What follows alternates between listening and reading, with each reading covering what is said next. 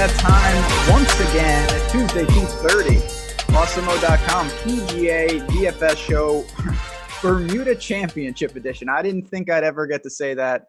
Kind of wish I didn't ever say that in my life, but here we are. Myself, Ben Razik, here with fantasy golf man Tim Frank. I'll be honest, I thought that the Masters was on deck. It's not. It's a couple weeks away. I thought Houston was this week. I didn't know the Bermuda Championship existed, and now it is here. What a great, pleasant surprise, though, isn't it? Oh, it's the gift that keeps on giving. I mean, this is right in my wheelhouse this week, so we are excited. We are not anything. You are very excited. And we're going to lean on you. You say all the time, and I don't disagree with this. When we're talking about the Masters and the majors, you're choosing between the best players in the world. The edges are minimal, if there are any. At a field like this, there is a giant skill gap from top to bottom. And I know you've said this many times. You actually like that for DFS. I love it. I mean, like last week, I thought it was a great example. It's a strong field, small field, but I mean, there was, any of the top 20 guys in that field were live, and probably deeper than that. But it's like, I mean, how do you determine between Rahm, JT, Rory, Morikawa, Webb, as you go down the line? I mean, these guys are almost interchangeable, from a win equity perspective. I mean, obviously some guys more likely to win than others, but are we shocked that Cantlay came out and won that event? No, not at all. This week, I feel like it's a little easier to pare down the player pool. There's guys, near the top where you just feel fine Xing out. It doesn't feel like, I don't know, man, anybody over 8K is live. And that's how it felt last week. That's how it feels at majors for me this week. I mean, I like it when it's like, boy, I can only find a couple guys to really build around. I mean, that's more at my alley. And we're back to, this is a full field. It's a cut. We've had a couple weeks of non-cuts, and it was all right to change it up, but I'm glad we get back to business. Did you watch? I caught a little of Sunday late. JT just didn't really have it. He made a lot of mistakes on the back nine. Rahm, kind of similar. He was in great position on the par 5 and blew it. Cantlay just took it, basically. Did you happen to catch the end of it? I did not watch much. It was mistakes were made last week for me. Starting off with buying into course fit, that just crushed me. I thought really it was a place where the shorter hitters would do great. And after like round 1, I felt like I was on the right track. I'm like, after seeing the course, seeing who was up near the lead, but over a 4-round span, the best players in the world, the cream is going to rise to the top. There wasn't a lot to that course that really, I don't know what you want to, negated people using the driver. It wasn't like a harbor town like we talked about last week where it's really constricting. And in the end, you just saw the longer hitters kind of overwhelm that course. So, I don't know. I made the mistake of really buying into course fit. Got me off of guys like JT, got me off guys like Bubba, Champ. But whatever, we move on. So no, I was more into college football and NFL than I was golf by Saturday. Yeah, there was a lot on that front. Listen, it's the Zoizo. I didn't think there was much to talk about. You saw the best players in the world play like it towards the end. And then, again, non-cuts get a little weird because you've got guys that are 15 shots back, but they scored really well and they're doing better than guys who were in like 15th. It just gets a little hectic. I don't have much to take away. I believe there's only one guy who played last week that is in this field, and that is the defending champ, Brendan Todd. Yeah, you really barely ever see that. Crazy. So yeah, I mean, last week, it doesn't really is irrelevant for this week completely, unless you really want to do a deep dive on how Brendan Todd attacked the Zoizo. Yeah, I don't think we're going to – the show may not be the longest ever, but we will do more than just talking about Brendan Todd. We're going to talk about Port Royal Golf Club, par 71 that we have here in Bermuda. You should have known that considering it's called the Bermuda Championship. Tim, what do you know about this course? I mean, we've only seen it, or at least I'm only familiar with it once. What goes on here at the Bermuda Championship? Yeah, so last year, the first time they played this event, 6,800 yard, par 71, short coastal track, Bermuda greens. so all the specs and the layout and everything would lead you to believe, yeah, this is a course where the short hitters have a chance. And Brendan Todd, winning at 24 under, that made a lot of sense. But there was a good mix of guys at the top. I mean, like Brian Gay was up there for a while, some other short hitters, but you had Aaron Wise, Scotty Scheffler. And I just think this all goes back to, and we've talked about this every week. The game has changed so much. All the great players are longer hitters.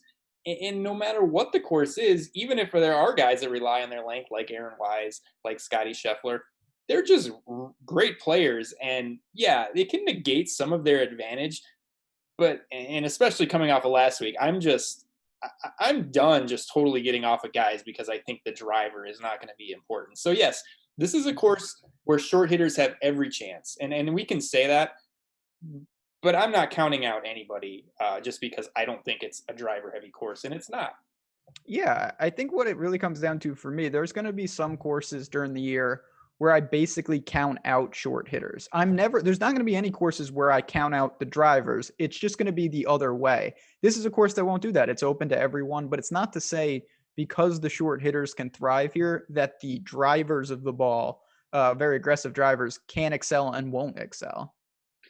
Yeah, that's a great point. I think from here on out, we can X out the short hitters at some place, but we're never Xing out the bombers. From a difficulty standpoint, I don't, if the wind gets up here, I think it can play a lot harder than it did last year. 24 under for Todd. Harry Higgs was 20 under. They kind of took this place apart. Yeah, I'm seeing there could be a little bit of wind and maybe a lot of wind on the weekend. It's not something that I'm really factoring in right now, but there's a possibility that it plays more difficult than it did last year. I would say so. Not surprisingly, the only defense is the wind. The greens are very slow. It has some, honestly, it kind of reminded me of some of the courses they play in Europe in the sense of like they have to slow down these greens because it's a coastal track. It can get very windy. If the wind isn't up, there's no defense. We see that in Europe all the time. When those courses, the wind doesn't blow, those guys tear it apart. That's what will happen here if it's not really windy. So, where's Graham McDowell when you need him? This is a GMAC week. It really is. Coastal track god. Yeah, he is the coastal god. It's interesting. Where is Harry Higgs? He's not here, is he? He's too good to play here. Yeah, he is really honestly too good. Wise had to come back. Yeah, listen, I don't think this course is that interesting to really talk about. It's pretty standard. It's short. You mentioned it. The wind is the factor. We'll talk about that tomorrow night. Not worth getting into on a Tuesday, but let's jump into it. We've got the tiers. We're going to start obviously in the 10K plus. We've got 5 guys. Todd is 11, 11-1. And then you've got Will Z, HV3, Redmond, and Griot. Listen, this is the best we got in this field. I mean, I think the masses are going to go to Will Z, and I don't hate that. For me, I'll get it right up.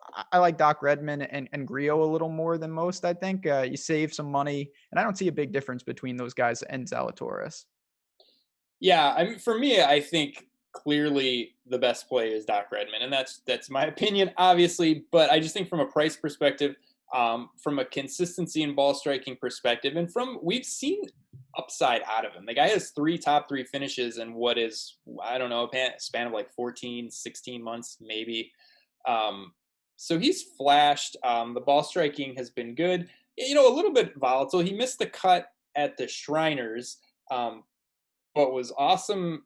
He was good at Sanderson Farms, T28. Awesome at the Safeway, T6, gained 10.1 with the ball striking. Then he had a missed cut at Northern Trust, but then he was awesome at Wyndham, gained 9.2 with the ball striking, where he came in 3rd. So a little bit up and down, but I kind of like that. I mean, I think in a weak field, I think a guy who, we've seen him knock on the door a couple times, and that's the problem I have with, HV3 and even Griot is, how often have these guys really, really been in contention? Now, I know Griot has the 1 win, but even HV3, it's like, yeah, he strikes it well, and he has good weeks, but I can't remember a lot of weeks where he's been like, wow, it's like he's knocking on the door, and we're really expecting this win to come. So for me, it's Redmond at the top. And then, I mean, I've been a little slow to come around on Zalatoris, but I mean, what we've seen out of him on the PGA Tour has been phenomenal. He has the 1 missed cut at the Sanderson, but the ball striking was fine there. I mean, he was fifth at Shriners, gained 7 strokes. He was eighth at Punta Cana. He was sixth at the U.S. Open, gained 9.3. So I think for me, it's Redman and then Zalatoris at the top.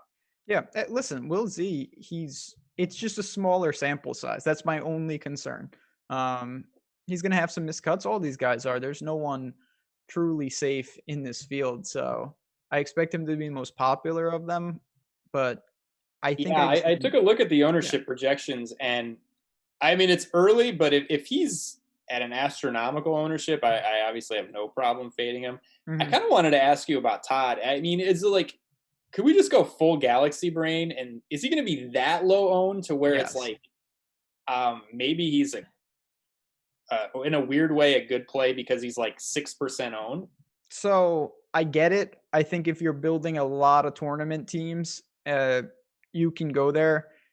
His tee to green game has been really bad lately, though. That's the problem. It's starting to really creep in. His putter is keeping him afloat. The ownership is going to be interesting.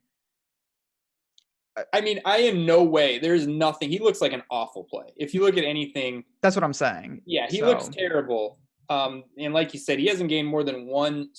He hasn't had a positive ball striking performance of like +1 since the Travelers. It's been a lot of negatives and big negatives, or right around 0. Um, but yeah, I was just thinking if he seems like a candidate to come into like a ridiculous ownership for the most expensive guy, but he on paper looks like a terrible play. yeah, listen, both of those things are going to be true. He's going to be probably the lowest owned top price player of the year. I think that's a pretty fair assessment, and I think it's probably warranted considering the guys below him all are big time scorers, very aggressive drivers. Will Z playing great. Redmond's got a couple you mentioned top tens. HV3 and Griot, although they haven't threatened, I'd have to say they are the most consistent cut makers we have in this field. So Yeah, I mean, I think Rio consistency there. You're not going to say anything. I mean, if you're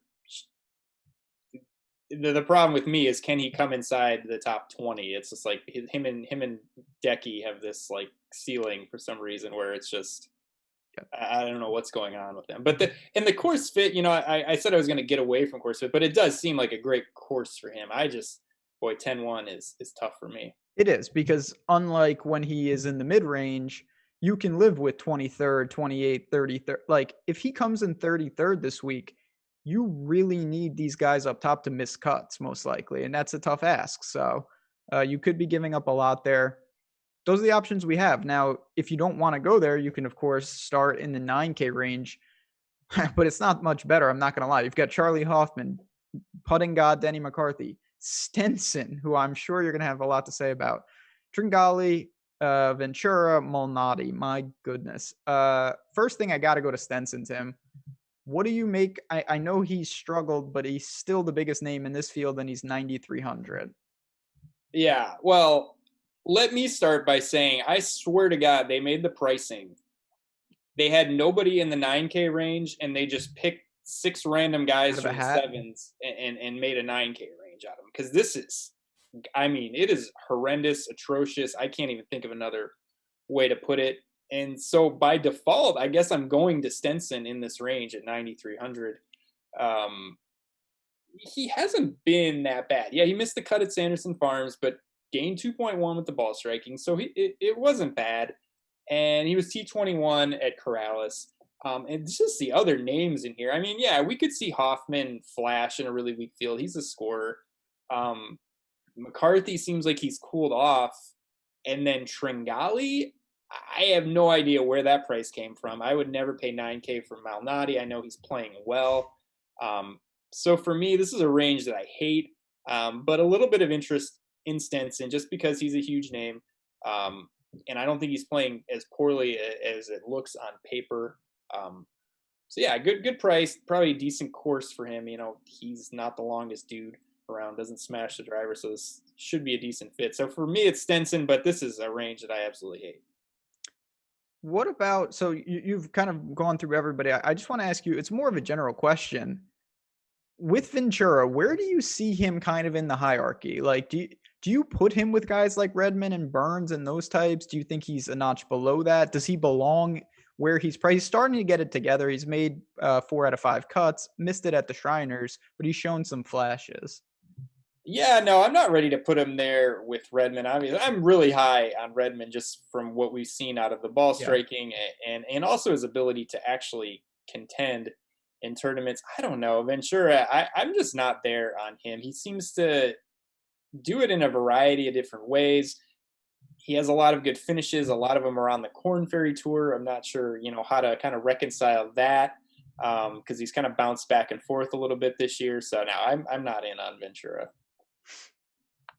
I think that he's an interesting guy to look at maybe in the outright market. He's got some top end talent. He scores. I'm not overly excited to go there, but again, I have to try to remind myself and separate, like, on paper, there's almost no one in this field that you're going to be excited about playing because everybody looks overpriced. It's a product of the weak field. Now, I will say, if Malnati was like 7,000, I don't think I would have been like, wow, he's really cheap.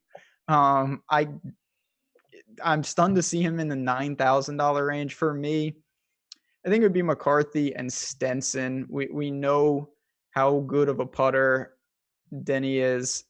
The ball striking is going to be hit and miss, but he just saves himself so often, especially on Bermuda. He's just unbelievable. It's a true advantage that he has over basically everyone in the field. So last question, and then we can keep it moving.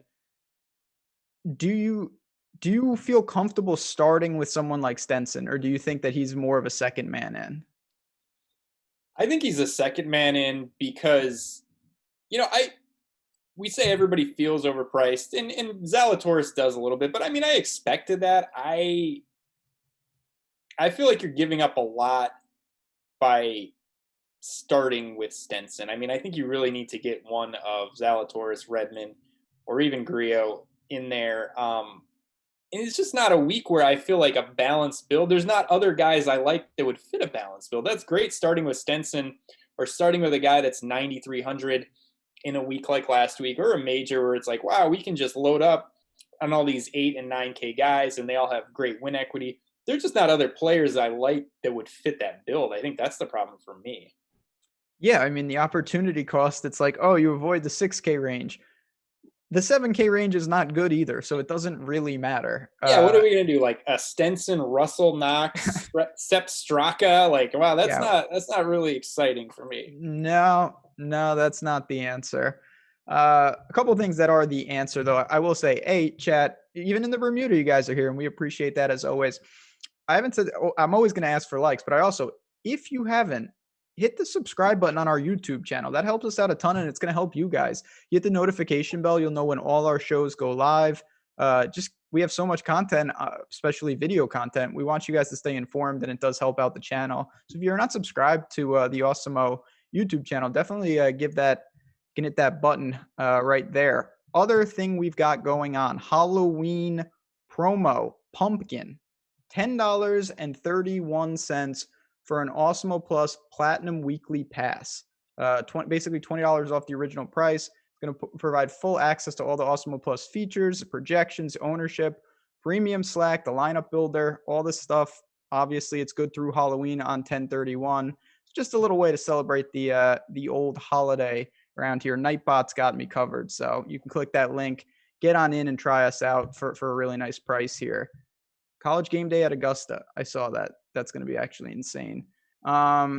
Keeping it moving. This is when I saw the pricing, honestly, you're the first person I thought of when I saw this. So going to the 8K ranges, we got Norlander, but this is the guy. Rasmus is here. He's 8,800. We're going to get to the rest of the range, but I want to stop the show and talk about him specifically. I know you're kind of like me in the sense we usually don't play guys blind. Now, this is someone I've had my eye on in Europe, as a lot of people have. What do you do with a guy that we've never seen, basically? And 8,800, how do you feel about that price? Well, we did see him. We saw him at the U.S. Open, and he was awful. We saw him for 2 days. Saw him for 2 days, and he was terrible. And then he played in the Scottish Open T48, missed the cut at the BMW PGA. So no, I'm not there. He came out super hot, but as I said before, those first few European Tour events out of the gate were really, really bad fields. And he played great, but he beat up on some awful, awful fields. Came over to the U.S. Open, missed the cut. I joke. I mean, like, that's fine. I don't make a ton of that. It would have been nice to see him play well, but then he played in a couple better fields. BMW PGA, very strong European Tour field, didn't play well. You know, I'm sure he's a young stud. I'm sure one day he's going to be great. But the fact where he has kind of cooled off when he faced tougher competition. Now, this is another weak field, but I'm not ready to go in on him at 8,800 here. So it's tough. I'm with you mostly. I don't think I have a ton of interest. I will say, just to speak to everything, you're right. He had some big time finishes in some weak fields, but then he went to, I'm going to call it the England, the British swing, and played really well. He came in second at the British Masters. There was some other decent fields. They're not the top end Europe fields, but it wasn't like he came in sixth in Oman. That's pretty bad. Some of those fields are really weak. So can I check the tape on this? Go ahead. Absolutely. Get the tape.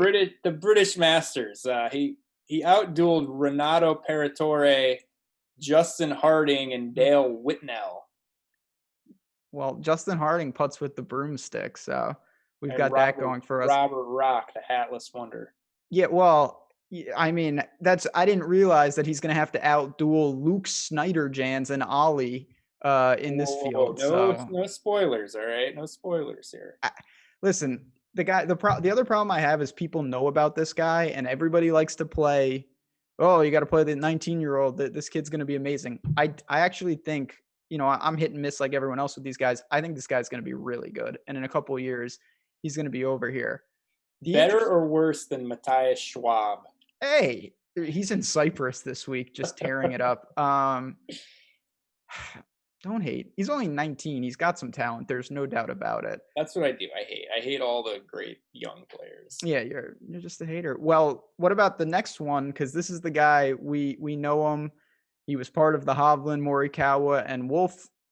Was a quad. Then it became a triplet. What do you make of Justin Suh? His name is flying all over the industry right now, but I think it's for good reason. Yeah, I mean he's played very well. T8 at the Shriners. Where he was right around 0 off the tee. I gained 6.4 with the approach, which that will help this week. Not a huge off the tee event. I don't know historically. I'm sure he's better off the tee. But that wasn't out of the blue. I liked him at the Shriners. He was T14 at Punta Cana, T21 at the Barracuda. That were his last 3 PGA Tour starts. And like you said, came out with pretty much all the fanfare of Wolf, Hovland, and Morikawa.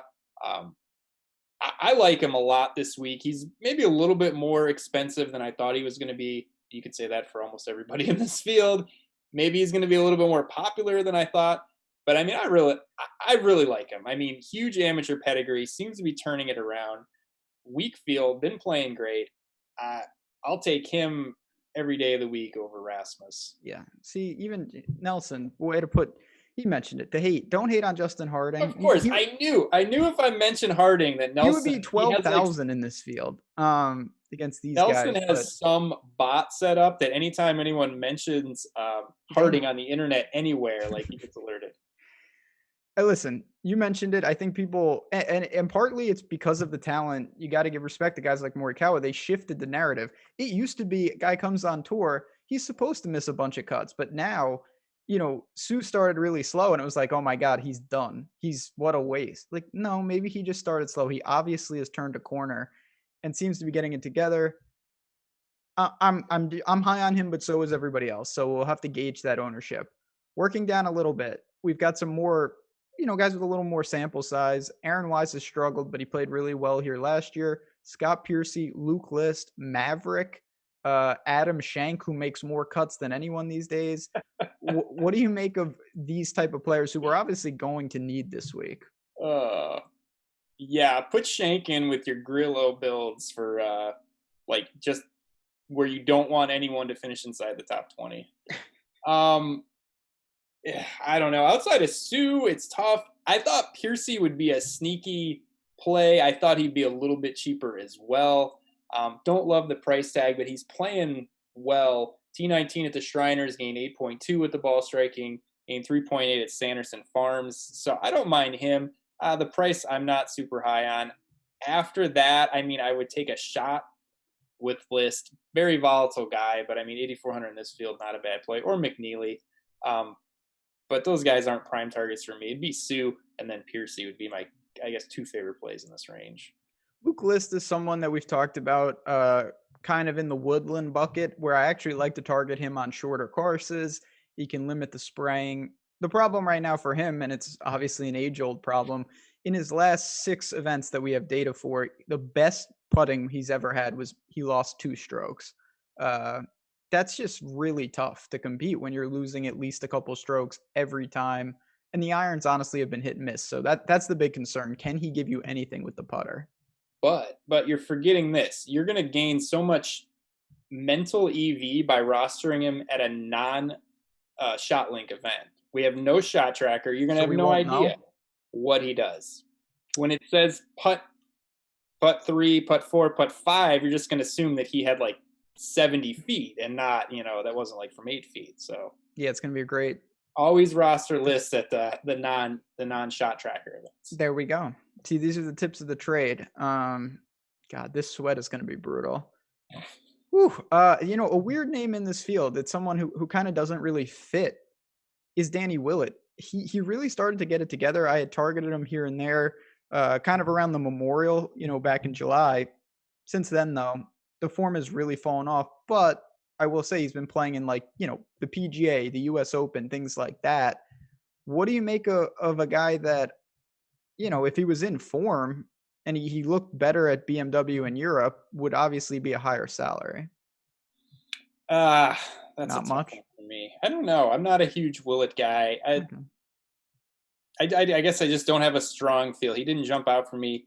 Not playing well. It seems like he looked like he was kind of trending for a little while, and then it never really came about. So I don't know. He's a guy that I feel like just hasn't quite been there in a while. So I think I'm off Willett. You feel similar about Pat Perez because he's someone I looked at pretty strongly. The form hasn't been great, but honestly, he's missed 2 straight cuts. He was terrible with the putter. He was positive ball striking in both. Before that, he had ripped off 5 made cuts, a 9th at Safeway, 21st at Corrales. I think that Pat Perez is actually really interesting this week as a tournament play.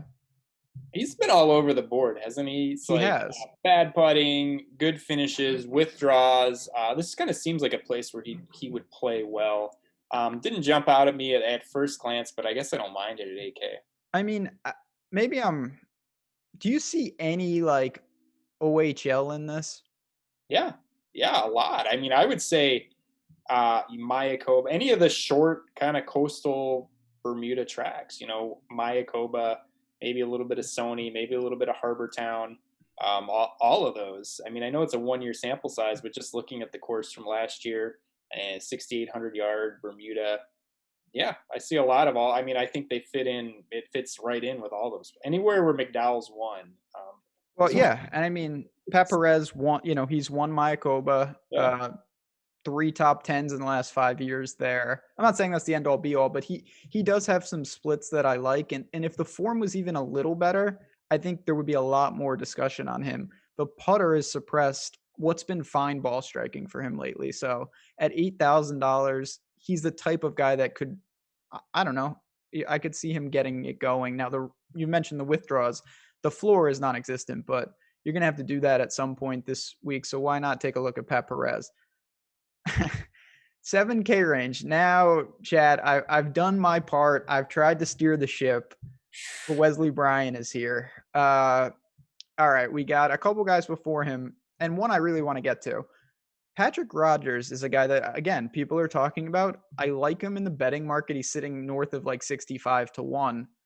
But the putter all of a sudden has gone ice cold. What do you make of that? The guy had been gaining basically automatically, and now he lost 7 strokes at Shriners.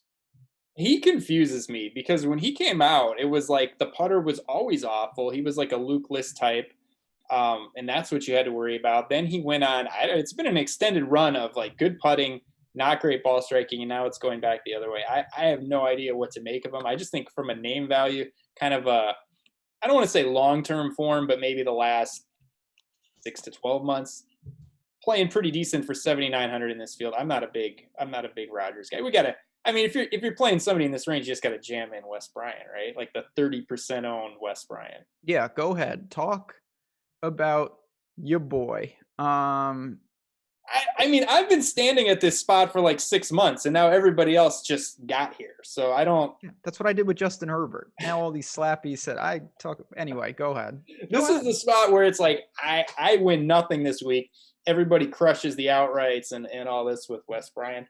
But I mean, all joking aside, I think he makes a ton of sense. He's one of the few guys that feels like, well, this is a great course fit. He's actually playing well, and he doesn't feel like he's overpriced at 7,800.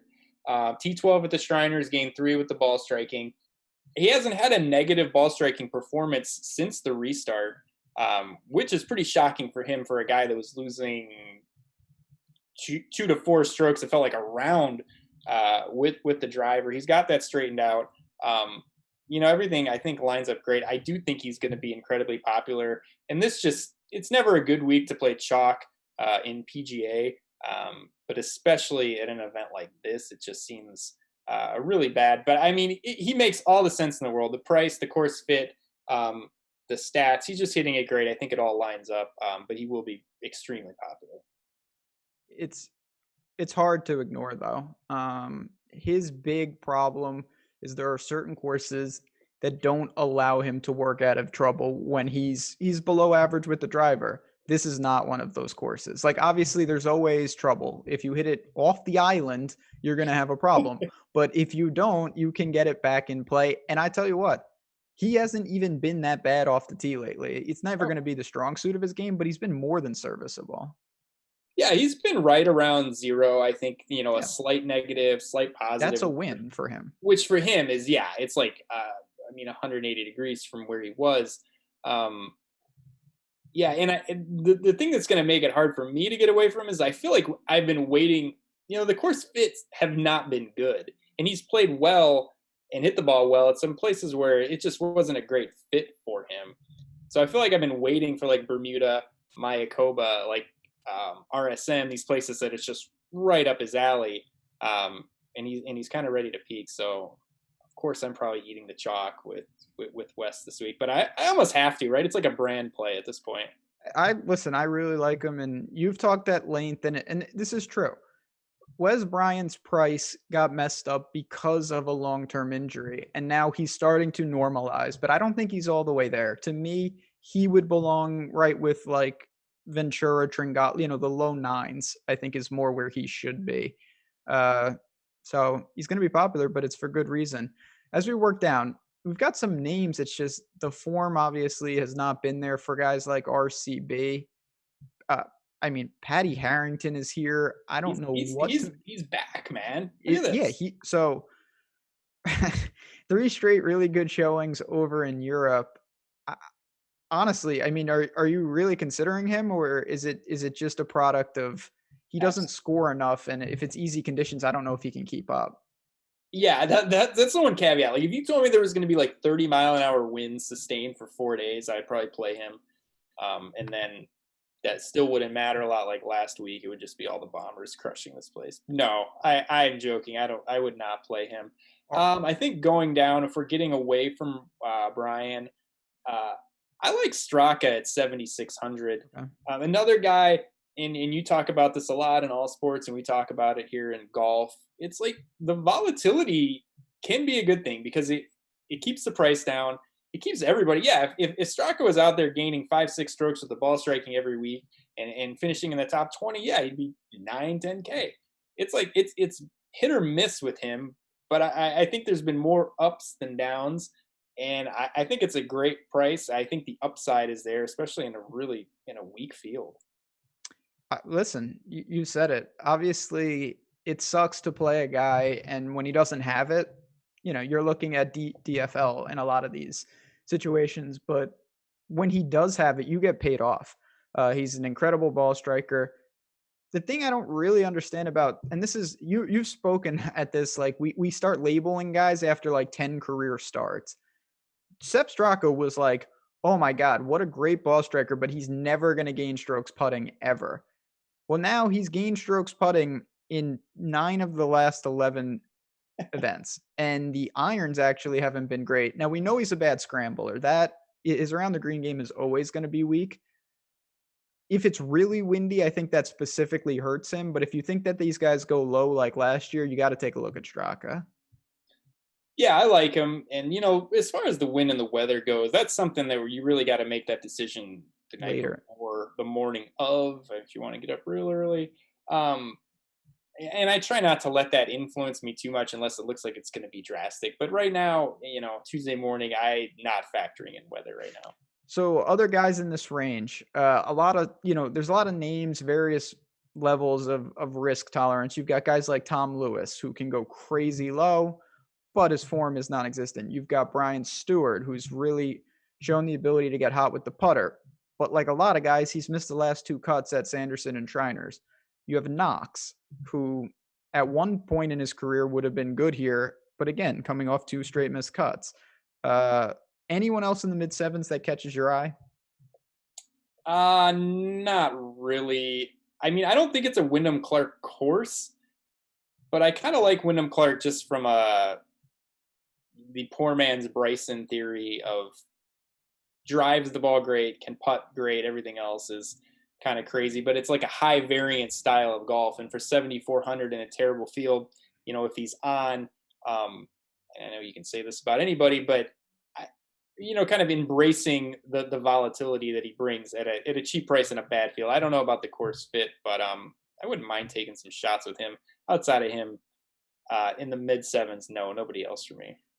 I think Wyndham Clark's actually kind of an interesting bet because he has that gear. I just worry about the made cut equity for a guy like that. He's just all over the map. He can score, but he just gets in a lot of trouble. Similar, and I don't feel nearly as comfortable with this guy, but did you look at Tyler McCumber, who he had 2 straight fantastic events at Corrales and Sanderson Farms, and then at the Shriners, he just lost it with the irons. So I don't know what to make of him, but do you have any interest in maybe backing a guy that at least has shown the ability to get in the mix?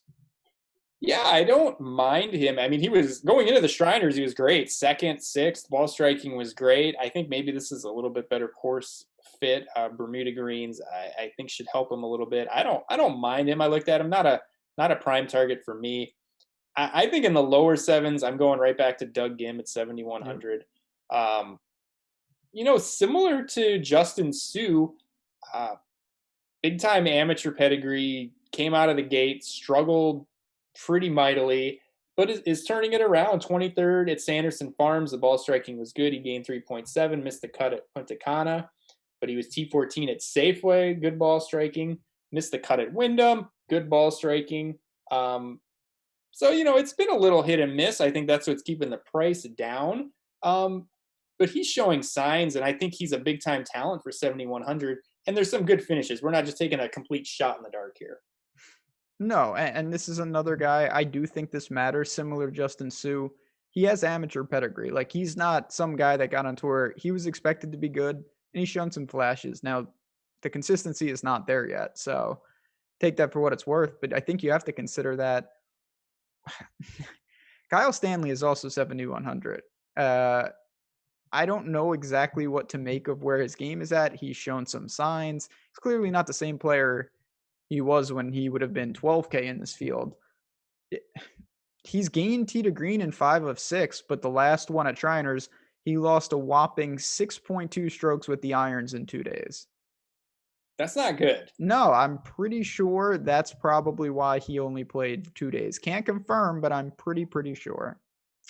I feel like I've been down this road. I feel like every time we get in this situation of a terrible field, we get Kyle Stanley staring us in the face at 7,200, and we go there and he hasn't been good in a long time.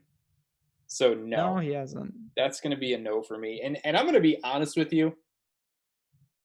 I have one more guy written down from here all the way down, and he's a complete punt. So we can kind of brainstorm and spitball from here on out. But you can bounce some ideas off me. But boy, there's nothing that I like in the mid to low 6s. But okay, let's just talk.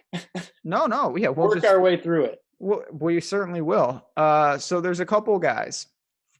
First up, Chad asked about, and I just want to pass it to you because I don't really see it, is Rob Oppenheim. Now, he's been playing pretty well.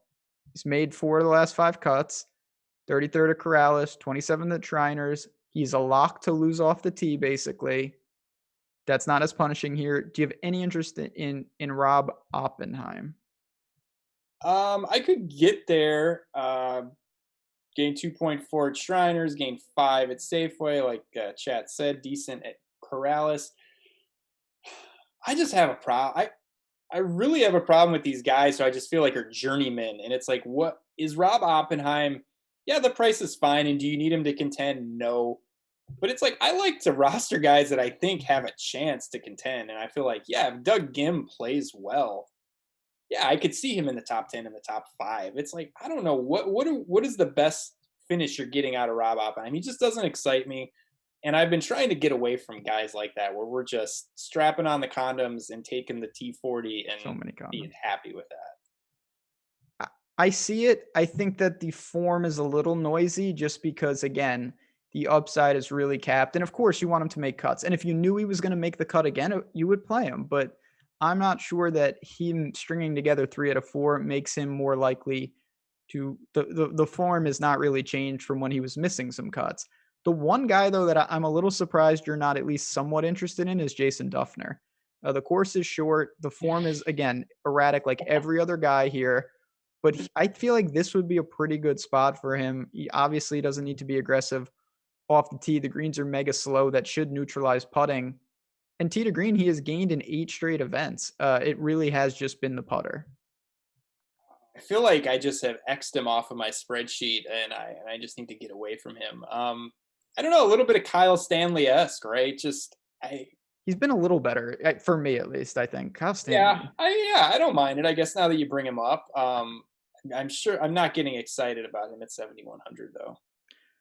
All right, well, we'll kick it to the sixes. We'll talk about some flyers, and again, tomorrow night, 8:30 Eastern. Me and Jason Roslin, we're gonna be talking lineup construction. I'm gonna be talking a little. I did survive chat, so 100 left.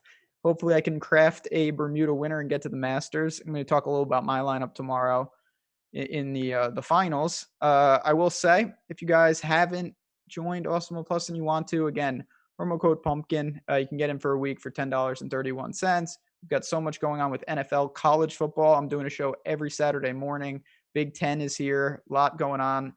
Tim, Golden Gophers could have used you on Saturday night. Very poor. Very poor by the Gophers. Very poor. You know what though? DraftKings did not want to put the Big Ten teams on the slate, so I did not pay attention to that game. We need Big Ten. It's Big here Ten this week. DK. There we go. So we'll be talking about Wisconsin and their 5th, 6th string quarterback. But what's this guy's name? Boom or something? I don't know. Anyway, a couple other names that again I'm a little surprised. I want to get your punt. Chad has got a couple of names I will definitely throw out. But this is a guy you bring up a lot. And listen, from name recognition, he might be the best guy in the sixes, but his form is non-existent. Did you look at Brandon Grace? Okay, so no, I did not look at Brandon Grace. But when somebody mentioned Rob Oppenheim, I would take a shot with Grace over Oppenheim. Yeah, he's been awful. But, I mean, if he comes out and plays well, we know what his upside is. This guy's won tournament on the PGA Tour. He's won tons of tournaments on the European Tour, contended in tons of majors. Yeah, he's awful, but I would rather take a shot at Brendan Grace, who's going to be 1% owned at 6,900, than a guy like Oppenheim. So for me, it's either let's take a shot with a guy who's out of form, but we know he has long-term pedigree, or let's take a shot with a young, volatile guy, Kramer Hickok, somebody like that. Seamus, sure, but to me, the Rob Oppenheim play where it's just like, it's vanilla and we're hoping for the T35 and that's probably all you're going to get. I don't like that play at all. Seamus, his form is out of control. Just a couple of people asked about him. His form is all over the map. The one thing he has shown is that when he gets going, he really gets going. Interesting, like first round leader type play. If you strike that round on Thursday or Friday, he's going to make the cut. If not, it could be long couple days. Or even Keith Mitchell, another guy, form awful, but 6,700, no one's going to play him. And I don't like him, but if I was taking shots, that's who I would go with. Is Will Gordon's going to be popular at 6,700, isn't he? I think that he will, just because people still remember. Here's a really interesting breakdown, because when you step back and look, he actually may have just luck boxed at Travelers and he might not be good. He's done nothing else really. Here's my theory on why people are going to play Will Gordon. Is everybody else in this range, we're sure they suck. He's the only guy that maybe we're not sure, so it kind of feels better. It's like it doesn't feel good to click a guy that you know sucks, right? It's like, yeah, there's this little thing in the back of your head that's like, well, maybe Will Gordon, maybe he is good, so we're going to play him. I think he's going to be super popular. And it was a name that kind of stuck out to me. I was like, oh, I'm looking for a cheap guy. Yeah, we'll slot Will Gordon in. I feel like a lot of people are going to do that. And like you said, outside of that one event, I mean, there's been nothing there with him. So I don't know do you have chat up? No, I don't. Okay, so that's good. There has been one name that has been mentioned more than any other golfer so far during this show. And do you know who it is? Who? We have not talked about him yet. It is your boy, Michael Glikic. At least 10 people have asked me about him. Wow. So when you dig in, I get it. He has made a lot of cuts. He has made 6 out of 7. Not a lot of top 10 equities, 0 for 7 in top 10s there, but he's making cuts, playing pretty well. He has 6,500. Do you have interest there? It seems like people are really liking where his form is at. Yeah, I guess I don't mind him. -1 ball striking at Shriners, +3 at Sanderson Farms, missed the cut at Corrales, +2.5 at Safeway. Yeah, I could get there. I mean, not super excited. But to me, I think people are going the wrong direction down here of like trying to just find anybody who feels safe and like God, like I just need a made cut. It's like, let's take some chances. I mean, this is a really weak field. I just would rather take shots with guys who I think have some upside. Who is this punt that you've kind of alluded to? I assume we haven't talked about him yet, right? Oh, I love Ollie this week at 6,200. Oh my God. And I'm not an Ollie guy. I've hated him. Oh, great. Because just like all these other guys like Zalatoris, it was like everybody loved him because he came out on fire like 5 years ago. Because he didn't have a hat. That's actually why people like Ollie. That's what it is, the no hat. That's why I like him. Okay. So he's played completely on the Korn Ferry Tour this year. He has not played on the PGA Tour at all. And he has a lot of good finishes, but he also has a lot of missed cuts. Like he's missed his last 2 cuts. His last 4 starts are cut, 8th, and a cut. But prior to that, 12th, 10th, 7th, 32nd, 8th, 17th, 5th. So he has a lot of good finishes on the Korn Ferry Tour, and a lot of missed cuts. And I think that's keeping the price way down at 6,200. I did a little bit of a deep dive at his best finishes on the PGA Tour. So his second best finish, according to World Golf Ranking, second at the Wyndham. Third best finish was a third at Harbour Town. He's got a T7 at Sony. He's got a T6 at RSM. All of these are really comparable courses to Bermuda. So I think the fact of, we know he has upside. We've seen this guy contend in PGA Tour events. We see him come out of the gate. He played great in majors as an amateur.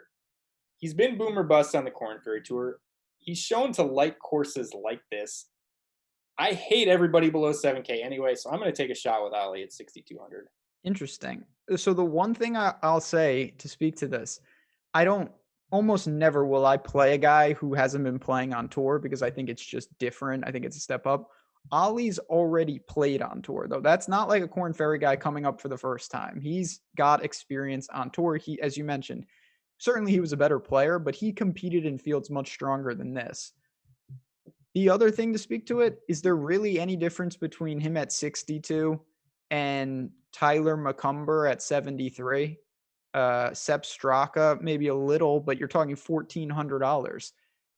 To me, it's almost all the same. And if you say you really like Will Z and Redman, to me, Will Z, Redman, and Ollie is a better pairing than 3 guys in the middle of this field. I agree with that, yes. And normally we don't like to just pure punt, go almost down to the min in a really weak field like this. And that is does give me a little bit of hesitation. It's like, do we really want to do this to pay up for these guys? But honestly, below Gim at 7,100, I don't have a lot of conviction over anyone. Well, that's the thing. It's like if you took Michael Glikic versus Ali in a head-to-head, maybe you line it, I don't know, maybe slightly favorite for Glikic, but it's not like he's going to be minus 300. Let's be serious. You know what I mean? So, And the other thing is, if I told you somebody finished in the top 5, well, then I it would would honestly be Ali. would think Ali would be a favorite. Yes. No, there's no doubt about that. It's balancing, of course, made cut equity versus top 5 and top 10 equity. But I think what happens is in weak fields like this, everyone generally overrates the made cut equity on guys that have been making cuts. I'm not sure it's that much higher. So you have to look, and you want guys in form. I'm not saying just blindly take whoever, but don't be afraid to take some shots. Friend of the show, Tokyo Swan, threw out Josh Teeter. That's a guy I think you could look at in tournaments. I don't mind that. I've seen Jonathan Bird's name thrown around. To me, that's a little much. What about Andrew Putnam? This guy, 400. where is he? Terrible off the tee guy. I've Andrew seen his name bounced around a little bit this week. Okay, this guy has gained. This guy has gained tee to green once since COVID began. Just for the record, since January. He has gained once tee to green. That's a no. Now he's also only lost strokes putting once in basically the calendar year. Yeah, I'm not getting there. I've just seen some names throw. But see, to me, when you start playing guys like Putnam, you're going down the course fit rabbit hole that I'm never going down again. Were you ever a Sang Moon Bay kind of guy? No. No. Has anybody ever been a Sang Moon Bay guy? I know a couple people that like to play this guy. It's a dangerous game. He's shown a little form. He was 35th at Barracuda, 28th at Corrales. He got derailed because he John Oda. I remember betting John Oda on the Corn Ferry Tour for like 10 weeks straight. I think it was the beginning of last season, and he was supposed to be the next big thing. The next Sang Moon Bay. He never materialized. I just saw that he's in this field. Yeah, there's a lot of guys down here. And listen, you can go, this is where you got to be careful. You can start throwing out, Dominic Bazzelli and Bird and Reen Gibson has shown some form. Like, you got to be careful. I'm not saying don't play these guys. You got to find one. For Tim, it's Ollie. For me, I'm probably going to try to get a little north and get to guys like Seamus and Duff. I like Duffner more than you, no doubt about it. Certainly Gim is in the conversation. And the other thing, the last thing, and we'll kind of transition and we'll bounce on out of here.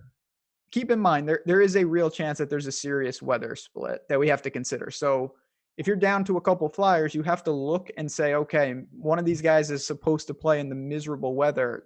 That's something we have to at least consider. I'm hoping we don't get to that because it never works. Nothing tilts me more. It's fine if it's going to be windy the whole time, or even if the wind's coming on the weekend. There's not much you can do about that. But nothing worse than trying to figure out whether you need to blow everything up and play a bunch of guys you didn't want to play because it's. And then it never materializes.